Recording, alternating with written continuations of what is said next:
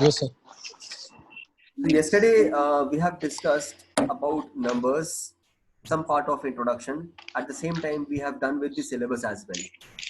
What we have to cover in this particular semester, especially into this particular subject, right? The last question which we were discussing yesterday was, where did you born? As far as introduction is concerned, this is part of your introduction. The translation for this question will be, woher waren Sie geboren? So for example, your place of birth is Gwalior. Your answer will be, Ich war in Gwalior geboren, or Ich war in Khargon geboren, or Ich war in Indore geboren. Whichever place, like whatever will be your birthplace is, you have to write down that place in that particular gap, like here in this place, right? So the next question which we continue today is, what is your address? The German translation for this question will be,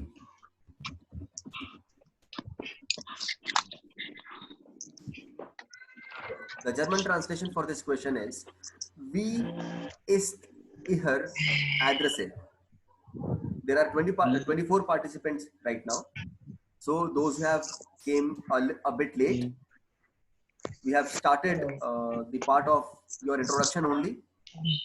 The very first question for today is, what is your address?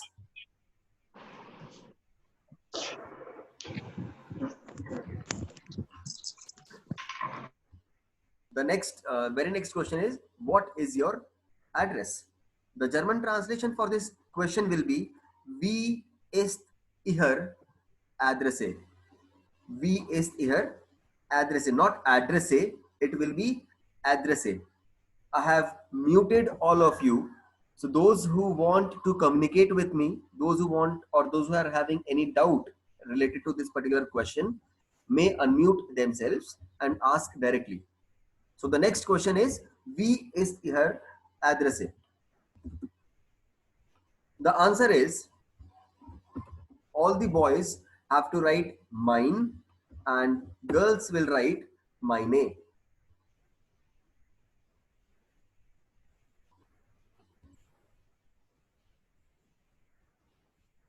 Sir what के लिए और how के लिए दोनों के लिए we use करते हैं क्या? ये मैंने कल कम्युनिकेट किया था आप लोगों को. कल मैंने ये चीज बताई थी कि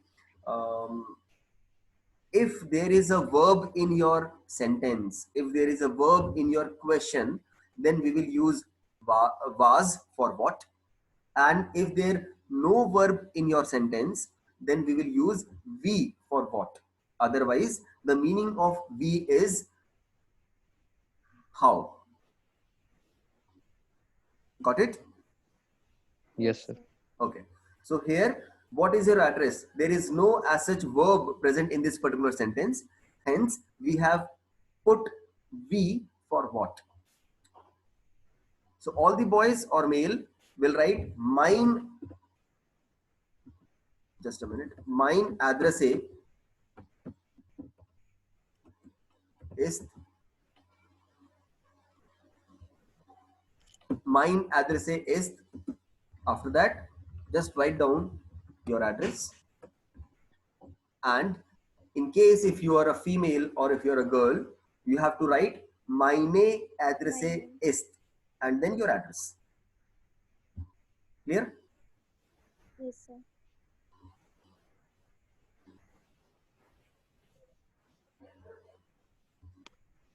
So now,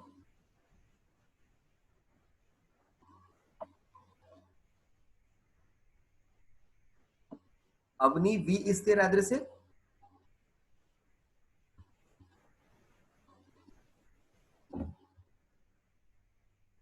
Okay. Dipali, V is their address? Mine address is Sisodia colony. Sisodia colony में जाके हम तुम्हारा एड्रेस पूछेंगे, दीपाली साहू कहाँ रहती तो बता देगा कोई भी? Mine address is C97 Sisodia colony. Yes. So 97 को जर्मन में कैसे बोलेंगे? That is the reason. Sieben Sieben und und neonzig. neunzig. Neonzig. Neunzig. Neonzig. Neunzig. Neonzig. It's not neon, it's neun. Neon. Six. Mata, neon नहीं होता है बेटा, नॉइन होता है, नॉइन. Neun. Yes, neunzig. Neunzig. Sieben und neunzig. Sieben und neunzig. Exactly. Right? So, okay. Avni, V is तेरा address है?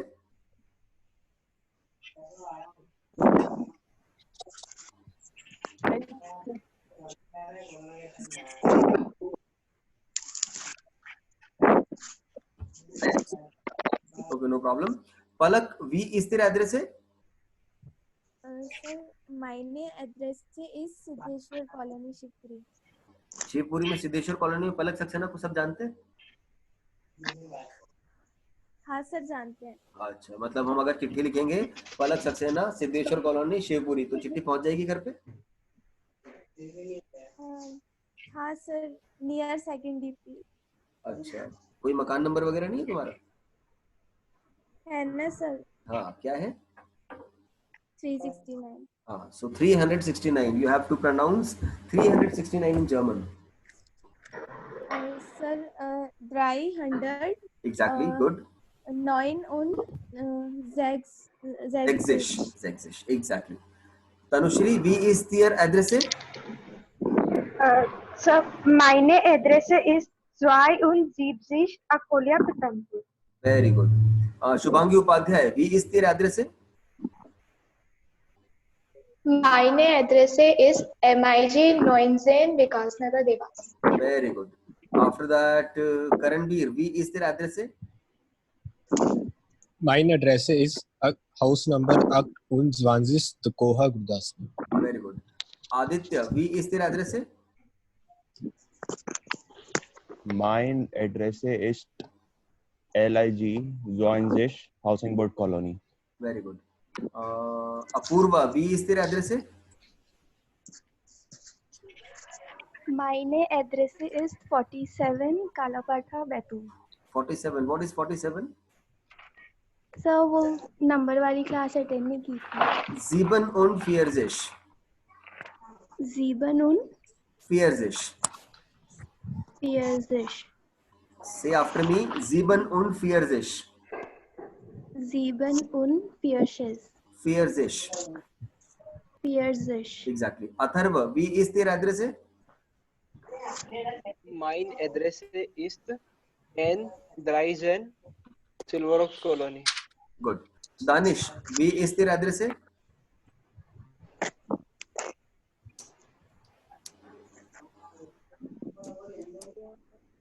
Okay, no problem. Chale, done. So this is how. So this is how you can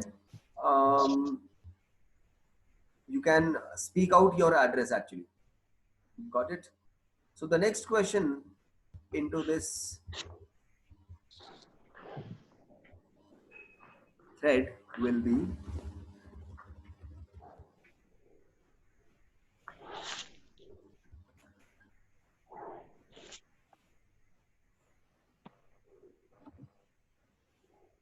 okay, how many questions we have done till now?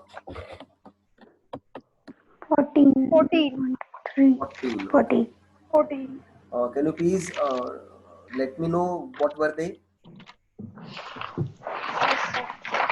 Any one of you, please.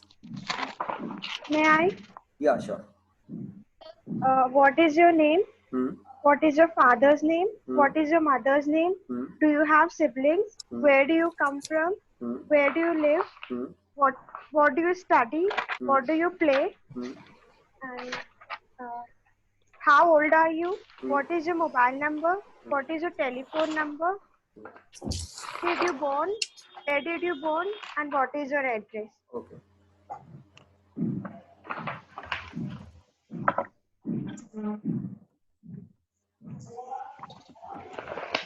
वाला question नहीं हुआ?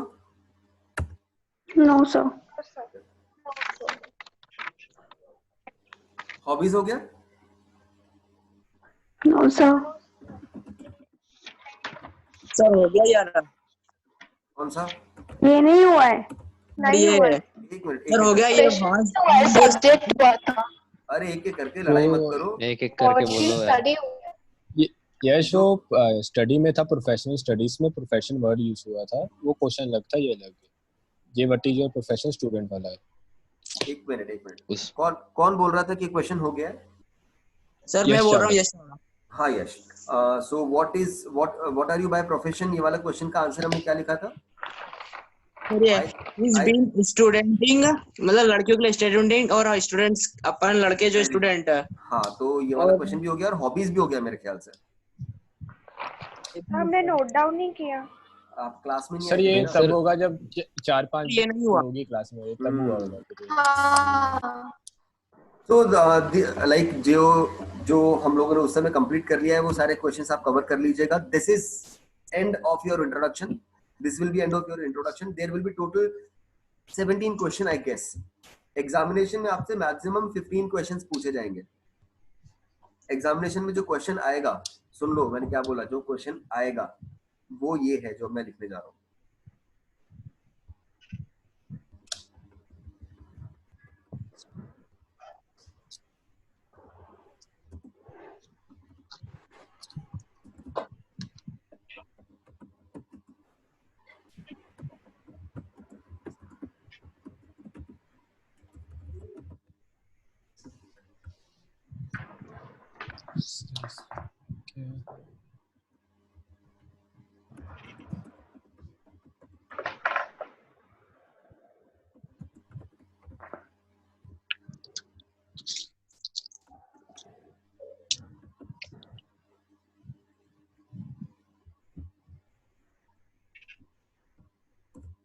So please write down these questions.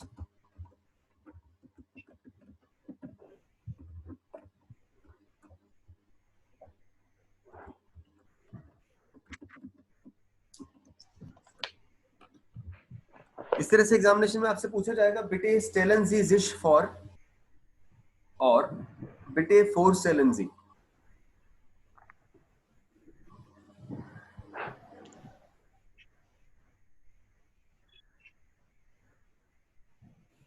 या तो question पूछा जाएगा बिटे Stalin ji जिश for, और आपसे question पूछा जाएगा बिटे फोर स्टेलन जी। The meaning of these two questions is, first वाला जो सेंटेंस लिखा हुआ है बिटे स्टेलन जी जिश फॉर, उसका मतलब होता है please tell us about yourself.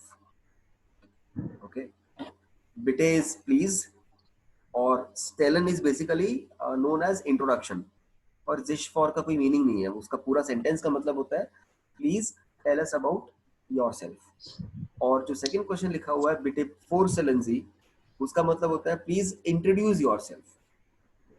Got it? तो दोनों ही क्वेश्चंस का मतलब एक ही है। और ब्रैकेट में जो लिखा हुआ है 15 जाटसे, 15 सेंटेंसेस। जाटसे का मतलब होता है सेंटेंसेस।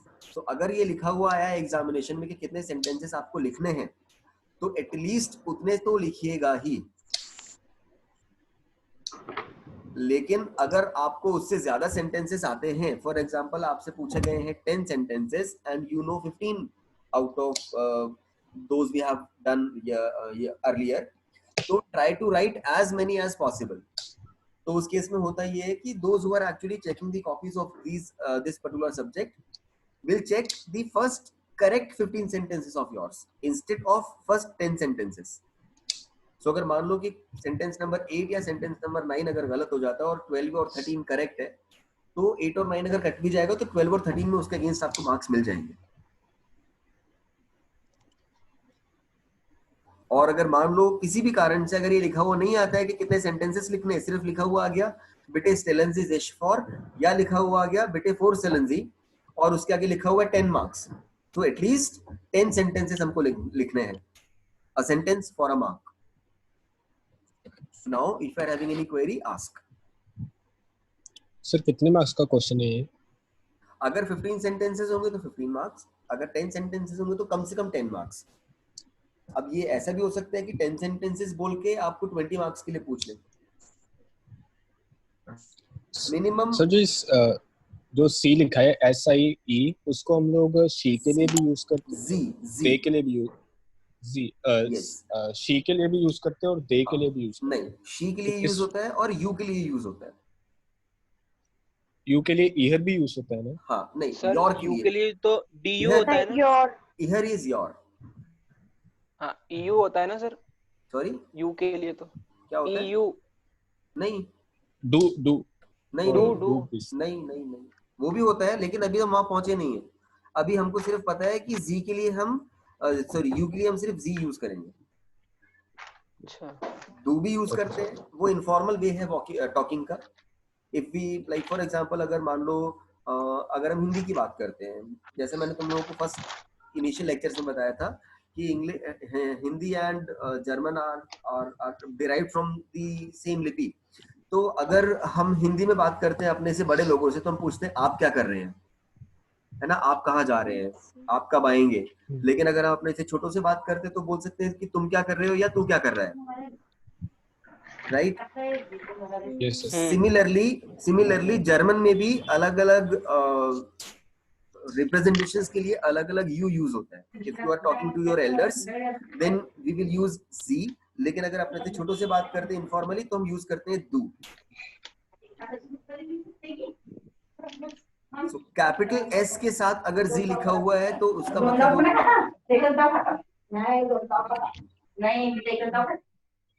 जिसके यहाँ पे शोर हो रहा है प्लीज अपना म्यूट कर दीजिए। Again I am muting all of you. जिसको क्वेरी होगी या जिसके यहाँ शोर नहीं हो रहा है वो अनम्यूट करके बात कर सकता है मुझसे।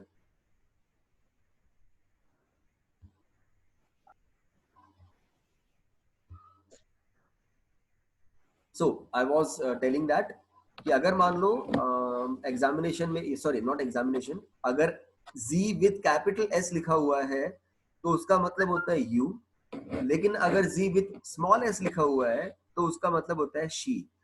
सो you have to keep in mind that what you are writing. If you are having any question, please ask. You can unmute yourself and ask. Any question, any query related to this particular topic, this particular till today, if you are having any query, you can ask.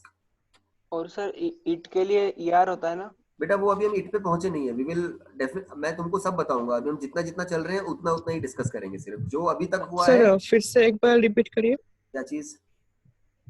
ये capital S और small S. Capital S के साथ कौन बोल रहे हैं? दीप्त ज्योति चौधरी। दीप्त ज्योति। अगर कैपिटल एस के साथ जी लिखा हुआ है, जो मैंने यहाँ पे लिखा है, अगर आप देख पाओगे तो I have right like if it is with capital S, तो इसका मतलब होता है you. For example, SIE, if it is starting with capital S, it means you. But if it is starting with a small s, then its meaning is she. दोनों की spelling same है। So this is ऊपर वाले, sorry sir ऊपर वाले question में जो SICH है उसका मीनिंग? उसका मीनिंग कुछ नहीं होता है। उस पूरे सेंटेंस का मतलब होता है you just have to tell about yourself. Okay sir. कुछ और पूछना है किसी को? Because we have done with introduction today. No sir.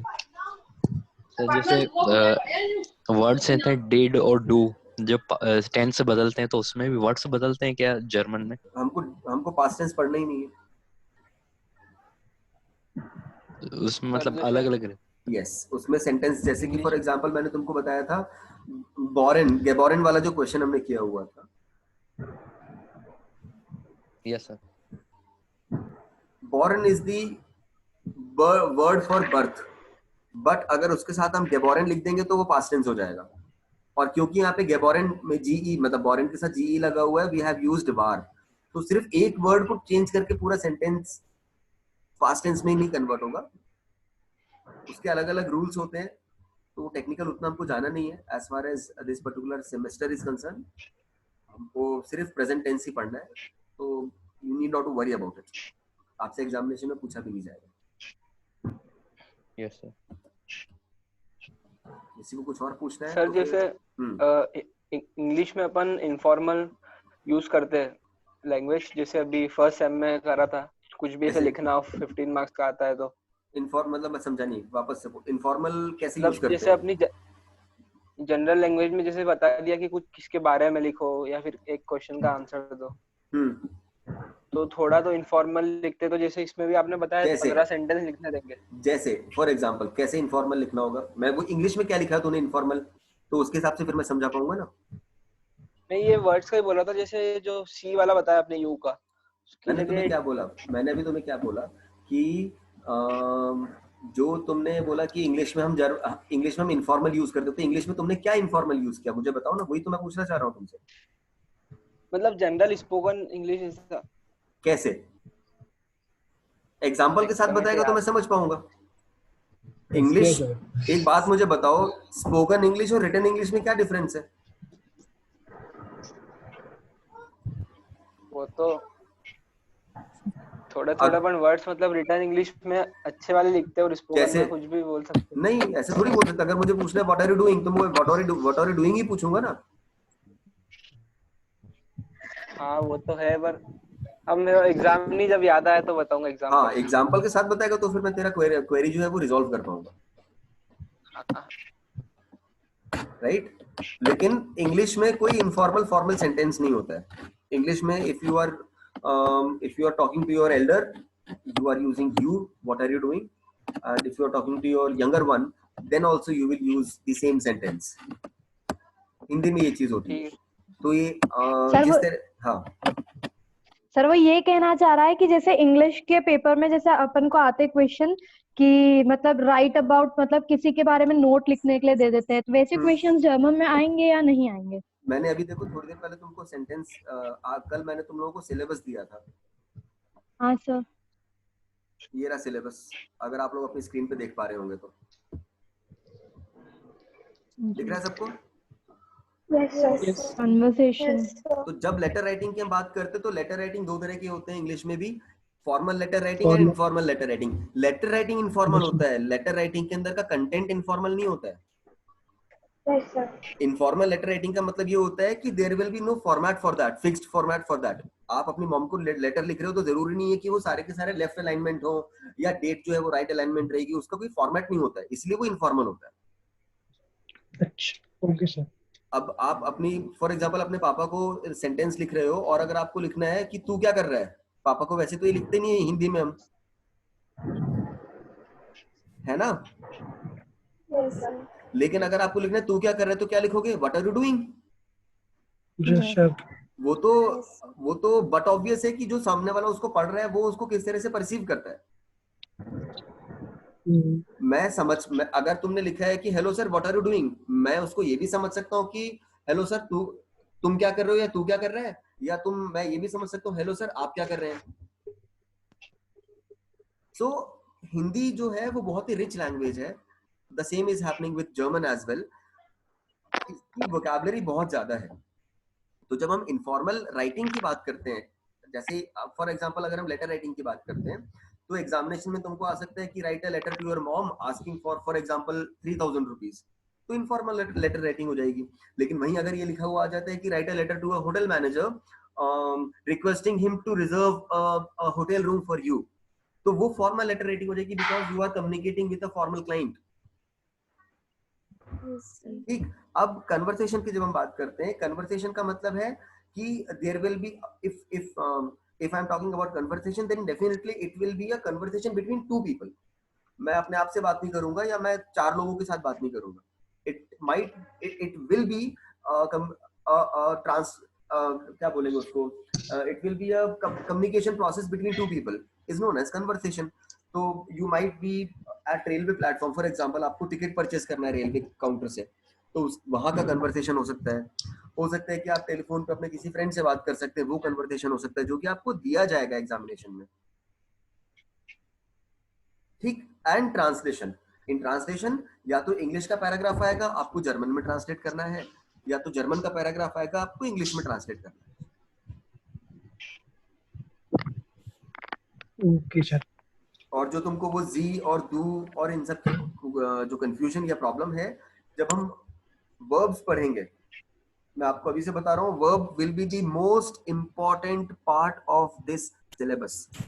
अगर आपको वर्ब समझ में आ गए, अगर आपको वर्ब की क्लास आपने अटेंड कर ली, समझ में तो मैं समझा ही दूंगा किसी भी हालत में, अगर आपने ये क्लास अटेंड कर ली, ट्रस्ट मी, आपके नीचे के और ऊपर के सारे क्वेश्चंस 50% सॉल्व हो जाएंगे।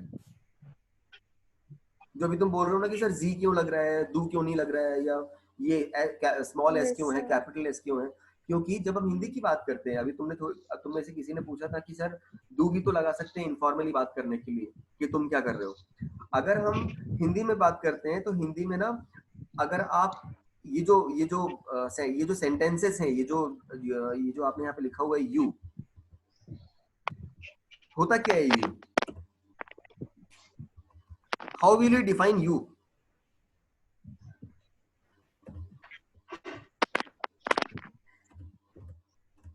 What is you? Yes, come on. Second person. Second person जिससे बात करें जिससे बात करें तो मैं तुम्हारा नाम भी ले सकता हूँ। सर तुम, आप या तुम। नहीं, ये होता क्या है? How can you define this?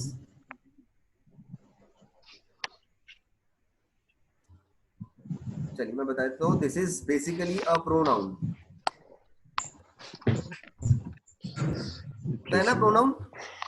Yes sir. सुना है प्रोनाउन के बारे में? Yes sir. जो हिंदी मीडियम को बिलोंग करते हैं, सर्वनाम सुना होगा आपने? Yes sir.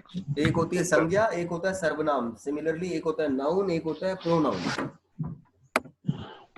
तो जब हम प्रोनाउन की बात करते हैं तो यू इज अ प्रोनाउन, और इस तरह से बहुत सारी, ये सारी की सारी चीजें मैं आपको पढ़ाऊंगा जब मैं आपको पढ़ाऊंगा वर्ब्स।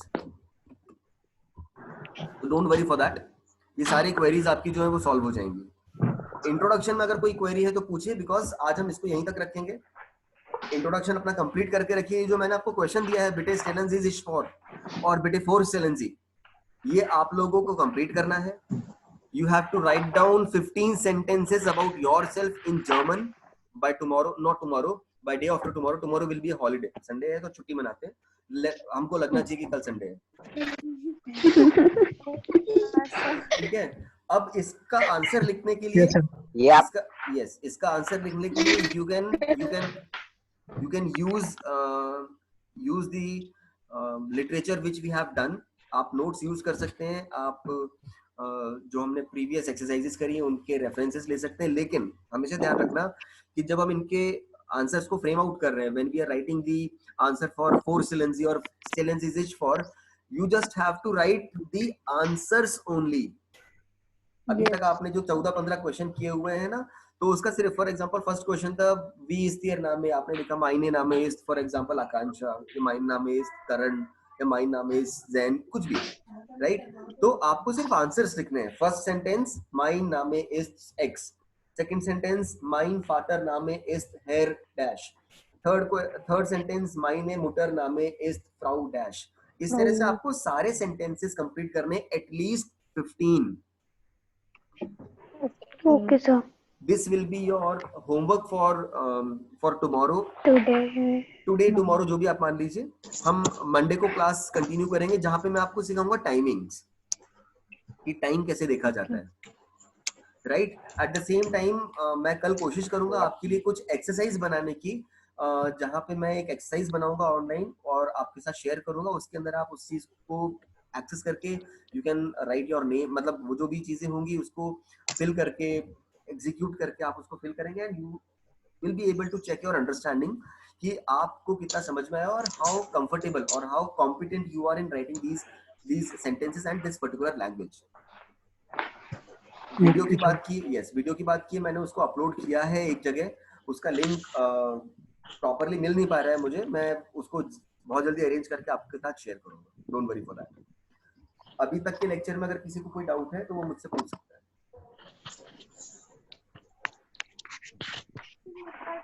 इसमें प्रोफेशन बता रहे थे। Anybody, if you want to ask anything, you can. Sir वो जो प्रोफेशन वाला क्वेश्चन था ना, आप बता रहे थे अभी, सर उसको एक बार बता दीजिए। कौन? तनुश्री? Yes sir. आपका क्वेश्चन था What are you by profession? इसका ट्रांसलेशन बनेगा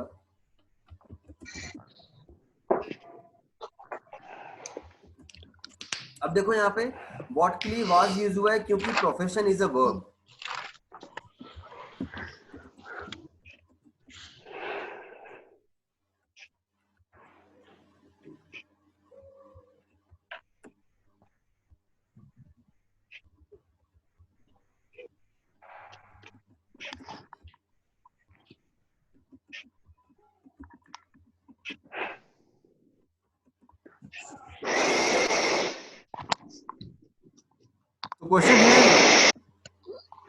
तो क्वेश्चन है what are you by profession, इसका ट्रांसलेशन होगा वाज, इट्स नॉट, इट इज वाज नॉट वाज, इट इज वाज जिंड जी फॉन बेरूफ, VON will be fawn, so was zind Pankaj Jat के यहाँ शायद सीटियां बज रही कुकर में, बहुत डिस्टर्बेंस है। मैंने पंकज को म्यूट कर दिया। तो यूज होता है ना। अभी थोड़ी देर पहले मैंने बताया था कि जब भी वर्ब आएगा, profession is a verb, it is not a noun. क्योंकि यहाँ पे वर्ब आया है इसीलिए हमने व्हाट के लिए वाज यूज किया। Whenever there is a verb, we will use was for what, and if there is no verb in your question, just use be for what.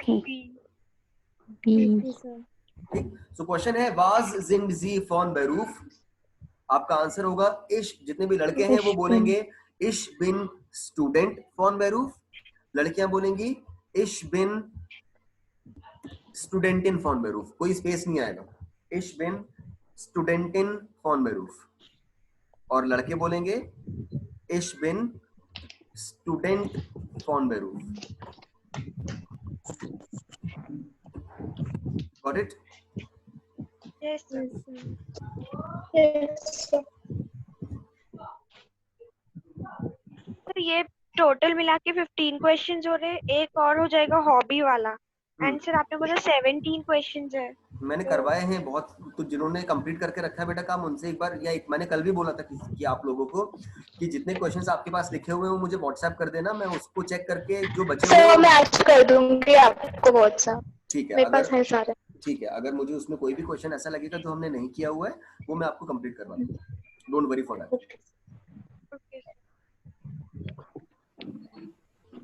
So as 3 minute ECG की class आप लोग Monday से start करें। Okay sir. Okay. अरे मैंने क्या, हाँ आज क्या सैटरडे को मैंने आज मैंने बहुत सारा काम निकाल लिया है घर पे, तो वो तो तुम लोगों को मैंने समय दे दिया, मतलब तुम लोगों को मैंने कमिट किया था कि लेक्चर लेंगे, इसलिए लेना पड़ा। एल्स मेरा आज थोड़ा सा काम फैला हुआ है, अदरवाइज हो सकता है कि आज मैं लेक्चर नहीं ले पाता, और कल छुट्टी रखते हैं, कल संडे है।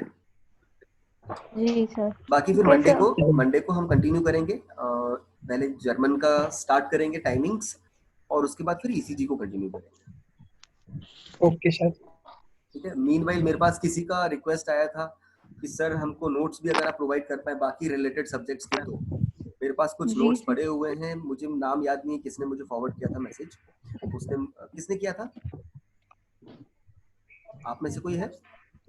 नहीं सर, मैंने किया था सर। मैंने मतलब हाँ याशिका ने किया था।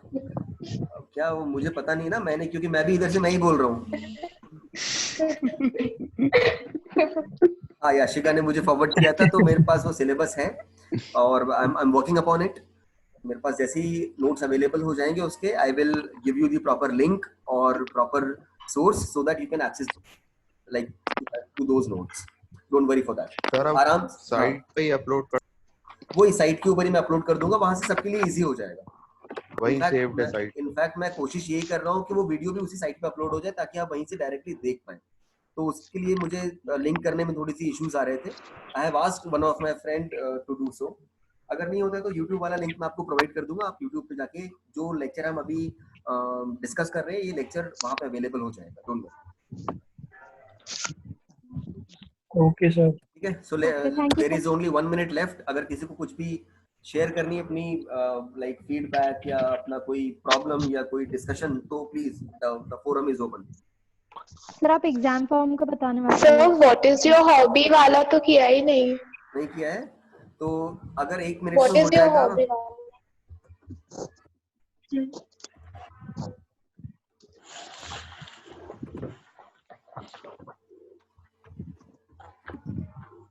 अगर 1 मिनट में ये कंप्लीट हो गया तो वेल एंड गुड. नहीं तो फिर इसको कल मतलब नेक्स्ट लेक्चर में डिस्कस करेंगे.